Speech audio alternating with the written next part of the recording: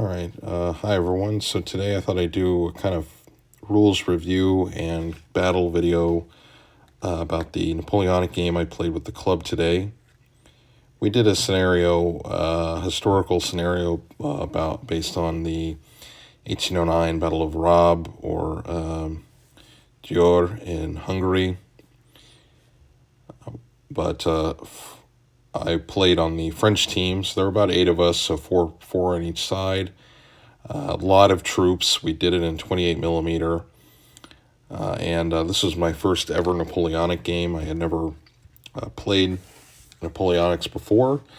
So this was an interesting introduction. Like I said, we had hundreds of miniatures, I think, on the table. And it was a pretty large table overall. And you'll probably see that as I go through the photos I took, which I kind of wish I'd gotten more, but anyway. The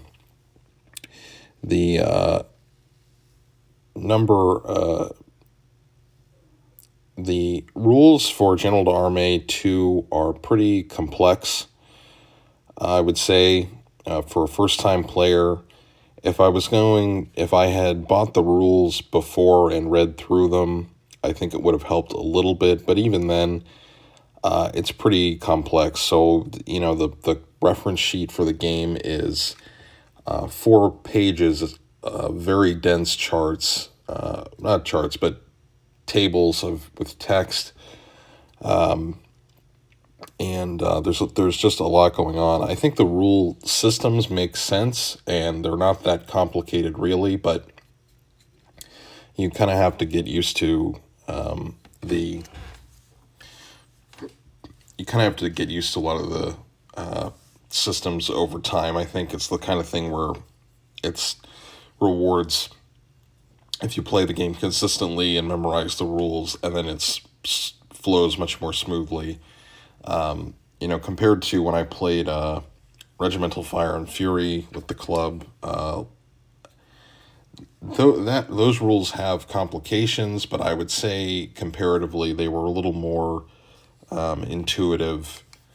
And by I think about maybe the second or third turn, I kind of got the rules down and was able to play them. So General d'Armée, you start with a command phase where you allocate aide de camps that give certain bonuses to your different brigades. So, for example, you can allocate an ADC to one brigade that will give you a reroll on your command phase roll to see if the brigade can act. Or you can give one that gives a bonus in an assault, and I found that was nice, and that can really kind of make or break certain moves, especially during the battle. One of our objectives as the French was to occupy one of the villages, and one of those breakthrough or assault bonuses really came in handy. Then you do an initiative phase to see which side acts first in that game turn. Then, interestingly, you do the charges first before you do regular movement. And the charge phase is separate from combat, which I really liked, actually. I found that to be really good, and also I think more better simulation of how charges, especially kind of in the horse and musket period, worked, where the different units didn't really want to come to blows necessarily, especially if it's cavalry charging infantry. So we had situations where you can have situations where like we did in the game, where you charge an infantry unit, and you have some defensive fire, and then you can basically push the infantry off a position without having to do combat, which I found to be really interesting. The one odd choice I found with the charging, so if you have a brigade of, let's say, 3 cavalry, you can't charge with 2 cavalry units within that brigade. I hope I'm using the brigade term correctly, but yeah, I think that's what they call the command group. So uh, you can only charge with one, and I found that to be strange. Now, I think there was a rule that the if you have supporting units, that does give you a bonus, but I don't know. I found that to be odd. I don't know if that's maybe like was a Napoleonic tactical thing. They would only send one unit in out of a brigade to do a charge, or it's just kind of a quirk of the rules. Then you do your regular movement and then shooting, and then you do your combat phase, and that's when if you do charge and you get a result from the charge phase that you go to combat, then you resolve the combat at the end. So I like that structure. I thought that was really interesting, and I like that a lot.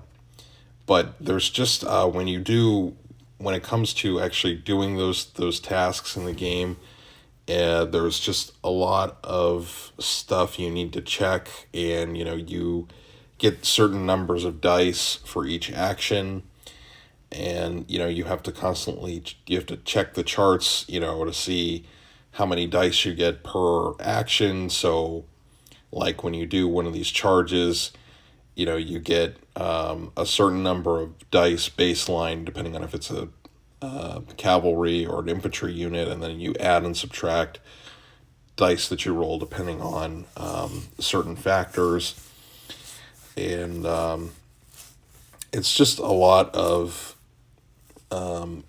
moving parts. That's, I think, how I would describe the game based on how I played it. That doesn't make it bad. It's not necessarily a bad thing, but it's just, I think, something to keep in mind of like how you want to. I think with any war game rules, it's always good to think about like, who you're going to be playing the game with. And in a club situation like this, I think these are good rules for that. I would not use these to play like a convention game or play with someone that is kind of like newer to wargaming. And as far as how the game played out, it was pretty interesting. We had most of the day it looked like the French, my team was winning. We were pushing kind of the Austrians back, and then as so often happens, the Austrians had some pretty good dice rolling in the afternoon, and that allowed that kind of repulsed the French troops back, and I think it ended up 3-2. But we did, as the French, inflict pretty heavy losses on the Austrians. They had, I think, we did manage to completely break one of their brigades, one of their cavalry brigades, and then we reduced the effectiveness of one of their infantry brigades. So that was cool, I guess. But it was a lot of, I didn't have a copy of the rule book, and I think so the host and then two of the other players had copies of the rules, and we had to do a lot of checking. And this was even with club members that had played with the first edition of the rules, and they were saying that it had not, really changed all that much. So, I don't know if it's a good or a bad thing. It's just it was just what they were saying. But like I said, I think the main takeaway in terms of the rules I got from it was just they're well written, I think, and they function just fine, but it's just a lot to kind of learn when you play General d'Armée 2. And it was something that, I had never played that before. Played these rules or any Napoleonic rules for that matter.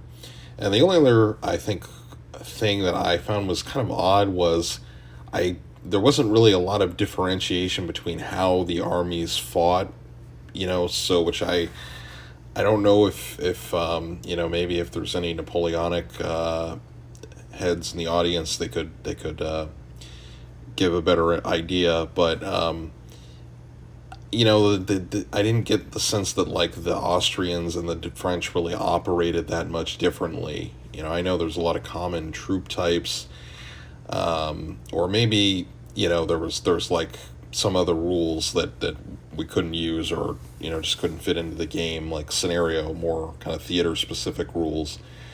But like we had units that were supposed to be like Grenzer infantry, that didn't really behave that much differently from like kind of regular line infantry, or at least not enough where I noticed, and then the only kind of main difference from the Austrian side was that you have like the Landwehr were just like a lower kind of grade troop, which makes sense. I mean, but I think overall, I guess that was my kind of one.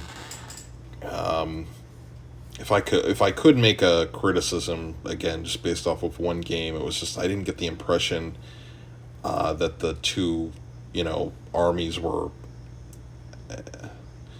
kind of fighting differently. And again, maybe that's just because in the Napoleonic period they were all maybe using similar kind of tactics and drills, so there wasn't that much of a difference between like the French and the Austrian army. That was just one thing I kind of noticed playing it, and I guess maybe that's what made the game feel a little more kind of mechanical. Although I did find with the rules, at least with the movement, the way we were playing, it wasn't super strict on like the wheeling and the kind of like the formation rules. So some of them can get really precise, like you must do like a 45-degree turn, or you must you have to have kind of a the arc, which of course you can always house rule that stuff, but I found it was a little more flexible in that regard, kind of interestingly, compared to the other complexities. So there was that. That was a nice. I found that to be kind of more agreeable, in terms of getting the game to run well, rather than getting hung up on can I make this wheel, or is it this many degrees. So I guess that's all I have to say really about General Army 2. So just overall, it's a pretty complex game. I think you have to sit and learn it, and you have to kind of read the rules carefully, because there is a lot going on. And yeah, I think just to review, I wouldn't give this to as like a convention game, but I think in a club, with people that understand the rules, it can work just fine, and is pretty good, I think. I mean, overall, yeah. All right, well, I hope you found this interesting, and thanks for watching, and I'll talk to you guys next video.